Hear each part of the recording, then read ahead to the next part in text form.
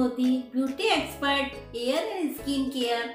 मैं आज आपको अपने इस वीडियो में येलो टी के बारे में बताऊंगी। जैसा कि आप जानते हैं, कोरोना महामारी बहुत फैल चुकी है और साथ ही सर्दियां भी शुरू होने को है, तो इस समय हमें ज्यादा इम्यूनिटी बढ़ाने की जरूरत होगी।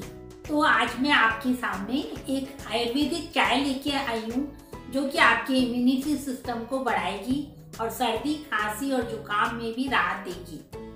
ये आपके डाइजेस्टिव सिस्टम को सुधारेगी और आपके मेटाबॉलिज्म को बढ़ाकर और आपको फैट कम करने में काफ़ी मदद करेगी। ये टी आपकी इम्यूनिटी को तो बढ़ाएगी ही, साथ ही आपकी थायराइड और डायबिटीज जैसी समस्याओं में भी उपयोगी है। फ्रेंड्स, जो टी आपको इतनी सारी समस्याओं से निजात दिला रही है, उस टी का नाम तो पता होना चाहिए, तो वो है येलो टी। तो चलिए देखते हैं ये आयुर्वेदिक टी कैसे बनती है।